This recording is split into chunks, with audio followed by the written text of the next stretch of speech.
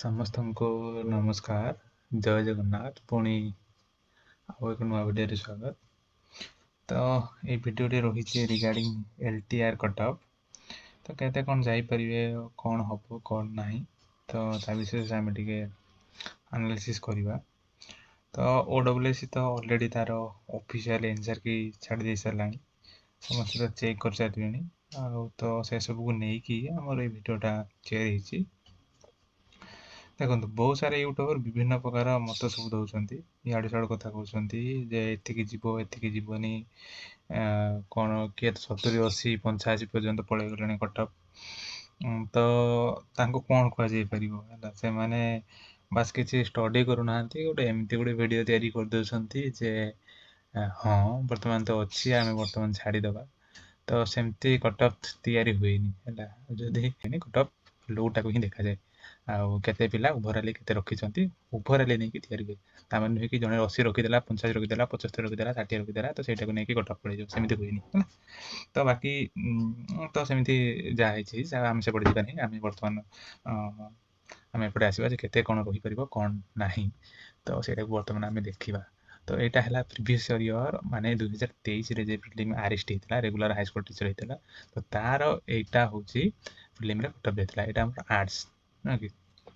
ତ ପ୍ରଥମେ ଆମେ ଦେଖିନେବା ଯେ ଗଲା ଥର କେତେ ପିଲା ପରୀକ୍ଷା ଦେଇଥିଲେ।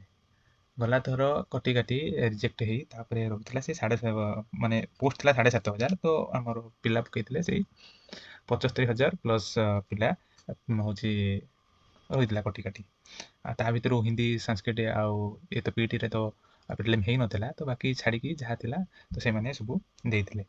ଆଉ ତ ଏଇଟା ତାର କଟଅଫ୍ ଥିଲା। ଏଇଟା ଯଦି ଦେଖାଯିବ ଆର୍ଟ୍ସ ହେଲା, ଆର୍ଟ୍ସ ରହୁଛି ଆମର UR, ଆର୍ଟ୍ସ UR ଯାଇଛି ସେଇ ଏ ଅଛି 44.36, ଆଉ UR ଓମେନ୍ର ଏତିକି ରହିଛି। SCBC ଯାଇଥିଲା 41, SCBC ଓମେନ୍ ବି ଯାଇଥିଲା 41, SC ଯାଇଥିଲା 27.75, ଆଉ ଇଏ ଥିଲା 27.80 ଓମେନ୍।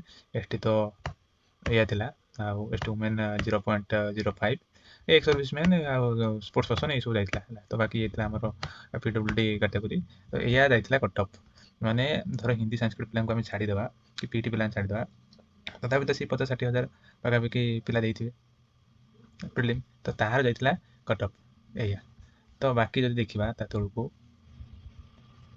ଇଏ ହେଲା PCMର ବି ସେଇ ଏଇ ଯାହା ଦେଇଛି, UR 64.24, UR ଓମେନ୍, ଆଉ SCBC ଓମେନ୍, SC ଯାଇଥିଲା 90.33, ତ SC ଯାଇଥିଲା ସେଇ ST ଓମେନ୍, ଏକ୍ସ ସର୍ଭିସମ୍ୟାନ୍ ଆଉ ସ୍ପୋର୍ଟସ୍ ପର୍ସନ୍, ଆଉ ବାକି ଇଏ ହେଲା PWD କାଟାଗୋରୀରେ ଯାଇଥିଲେ। ବାକି ଯଦି CBZ ଦେଖିବା, ହଁ CBZ ଥିଲା, UR ଥିଲା 50, UR ଓମେନ୍ ଥିଲା ସେଇ 50.09, SCBC ଓମେନ୍, SC ଆଉ SC ଓମେନ୍, ବାକି ST ଆଉ ST ଓମେନ୍, ଏକ୍ସ ସର୍ଭିସମ୍ୟାନ୍ ଆଉ ସ୍ପୋର୍ଟସ୍ ପର୍ସନ୍ ଏଇଆ ଯାଇଥିଲେ। ଏଇ ବାକିଟା PWD କାଟାଗୋରୀ। ତ ହେଲା, ଇଏ ରହିଲା ମ୍ୟାନ୍ରେ ହେଲା, ମ୍ୟାନ୍କୁ ପରେ ଯିବା। ତ ଇଏ ଥିଲା ପ୍ରିଲିମ୍, ଠିକ୍ ଅଛି। ଜଷ୍ଟ ଇମାଜିନ୍ କରନ୍ତୁ, ତ ଯଦି ଆମର ଏତିକି ପିଲାରେ ଏତିକି କଟଅଫ୍ ଯାଉଛି ହେଲା, ତାପରେ ଏଇଥର ଯଦି ଆମେ ଦେଖିବା, ଏଥର ହୁଏତ ପିଲା ସଂଖ୍ୟା କିଛି ଅଧିକ ହେଇପାରନ୍ତି, ତେଣୁ ସେଇ ଅନୁଯାୟୀ କଟଅଫ୍ ଯିବ ନା ହେଲା। ପିଲା ଯାହା ଆମେ ଦେଖିଲେ, ଷ୍ଟଡି କଲେ, ପିଲାଙ୍କର ସେଇ ଓଭରାଲି ସେମିତିଆ ହିଁ ହେଇଛି, ସେମିତିକା। ଆଉ ଯଦି ଦେଖାଯିବ ତ 5 ଗୁଣା ପିଲା ସିଏ ମେନ୍କୁ ନେଇକି ଯିବେ। ଯଦି RST ଆଉ 2023 RST ବର୍ତ୍ତମାନର LTR ସହିତ ଆମେ କମ୍ପେୟାର କରିବା, ଯଦି ଆର୍ଟ୍ସକୁ ଦେଖିବା, ତାହେଲେ ଗଲା ଥର RSTରେ ଥିଲା 708, 708 ପୋଷ୍ଟ, ବର୍ତ୍ତମାନ ଅଛି 745 ପୋଷ୍ଟ, ଠିକ୍ ଅଛି। ବାକି ଯଦି ଦେଖିବା ଆର୍ଟ୍ସରେ, SCBCରେ ଥିଲା 199, ଗଲା ଥର, ଏଇଥର 67, ଜଷ୍ଟ ଟିକେ କିଛି କମିଛି। ବାକି ଆଥରେ SC ଯଦି ଦେଖିବା, SCରେ ଗଲା ଥର ଥିଲା 180, ଏଥର ଆଠଟା ତ ଆହୁରି ଅଧିକ ଅଛି, 240 ନୁହଁ କି। ବାକି ଯଦି ST ଦେଖାଯିବ, ଆର୍ଟ୍ସ ST ଆଗ ଥର ଥିଲା 893, ଏଥର ଅଛି 334, ବାସ୍ STର ସିଟ୍ଟା ଟିକେ ବହୁତ କମିଛି, ଆଉ ନହେଲେ ବାକି ସବୁଥିରେ ଅଧିକ ଅଛି ଆର୍ଟ୍ସରେ, ଠିକ୍ ଅଛି। ଗଲା ଥର କଟଅଫ୍ ସହିତ କମ୍ପେୟାର କରୁଥିବେ ନୁହଁ କି। ଆଉ ବାକି ରହିଲା, ଯଦି ବା ବଢ଼ିଛି ପିଲା, ଏଥର ସିଟ୍ ସଂଖ୍ୟା ବି ଅଧିକ ଅଛି। ଯଦି ଦେଖାଯିବ PCMର ଅଛି 436, ଗଲା ଥର ଥିଲା, ଏଥର ତାଠୁ ତ ଆହୁରି ଅଧିକ ଅଛି 510। ଆଗର ଥିଲା SCBC 98, ଏଥର ଅଛି 115, ଏଥର SC ଥିଲା 164, ଏଥର ଅଛି 64 PCM ରେ। ଆରଥର ଥିଲା SC ST ଥିଲା 719, ଏଥର ଅଛି 229। ଆରଥର ଥିଲା 379 CPZ ରେ UR, ଆଉ ବାକି ଏଥର 440। ଦେଖନ୍ତୁ କେତେ ଅଧିକ ଅଛି। ଆଗଥର SCB ଥିଲା 126, ଏଇଥର ଅଛି 99। ଏଇଟା ଜଷ୍ଟ ଟିକେ କମିଛି। ବାକି ଆଗଥର ଥିଲା 144, ଏଥର ଲଗଭଗ ସେଇ ସମାନ ହିଁ ଅଛି SC।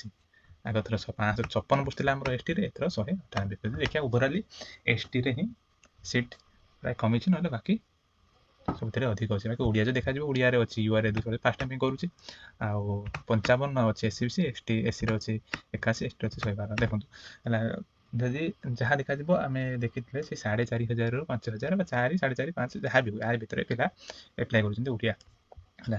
ସିଏ 5 ଗୁଣା ପିଲା ନେଇକି ଯିବ। ଯଦି 500 ପିଲା ଅଛନ୍ତି 400 ହେଲା ଓଡ଼ିଆରେ, ଯଦି 500 ପିଲା ଅଛନ୍ତି ତାହେଲେ ଗୁଣନ ଯଦି ଆମେ 500 କରିଦେବା କେତେ ହବ ହେଲା, ସେଇ 25 ହବ।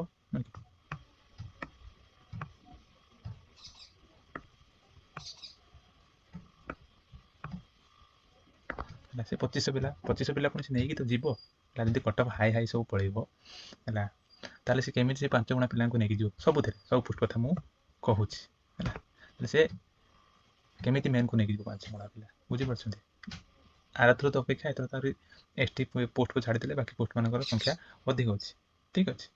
ତେଣୁ ମୋ କହିବା କଥା, ସେମାନଙ୍କର ଏଇ ସବୁ ବି ରହୁଛି, ୟାକୁ କ୍ରସ୍ କରି ଯାଉଛି, ତାହେଲେ ଆପଣ କ୍ୟାଟେଗୋରୀ ୱାଇଜ୍ ଓକେ, ସେ 1, 2, 3 ଏପଟ ସେପଟ ହେଇପାରେ, କମିପାରେ, ବଢ଼ିପାରେ, କମିପାରେ, କିନ୍ତୁ ଏତେ ସାରା ବଢ଼ିବନି ଯଦି ଆମେ ଆନାଲିସିସ୍ କରିକି ଦେଖିଲେ, ଠିକ୍ ଅଛି। ତାହେଲେ ଯେଉଁମାନଙ୍କର ଏଇ ସବୁ ଜିନିଷ ହେଇଯାଉଛି, ଏଇ କଟଅଫ୍ ହେଇଯାଉଛି, ତାହେଲେ ସେମାନେ ମେନ୍ ପାଇଁ ପଢ଼ାପଢ଼ି ଆରମ୍ଭ କରିଦିଅନ୍ତୁ। ଅଯଥା ତା କଥା ଭିଡ଼ିଓରେ ମୁଣ୍ଡ ନ ପୁରାଇ, ନାନା ମୁନିଙ୍କର ନାନା ମତ ନ ଦେଖି ହେଲା, ଆନାଲିସିସ୍ କରାହେଲା, ନିଜେ ବି କରନ୍ତୁ, କରିକି ଆଉ ନିଜେ ଅଯଥା ମାନେ ତା କଥାରେ ନ ପଡ଼ିକି ମେନ୍ସ ପାଇଁ ଲାଗିଯାଆନ୍ତୁ, ଠିକ୍ ଅଛି। ତ ବାକି ଏହା ଥିଲା ଭିଡ଼ିଓ। ଯଦି ଭିଡ଼ିଓ ଭଲ ଲାଗିଥିବ ତାହେଲେ ଲାଇକ୍, କମେଣ୍ଟ, ସେୟାର ସେମାନଙ୍କ ସହ, ଆଉ ହଁ ସବସ୍କ୍ରାଇବ୍ ନିହାତି କରିବେ। ବାକି ଆଉ ଏକ ନୂଆ ଭିଡ଼ିଓରେ ଦେଖା ହବ। ସେ ପର୍ଯ୍ୟନ୍ତ ରହୁଛି। ଜୟ ଜଗନ୍ନାଥ।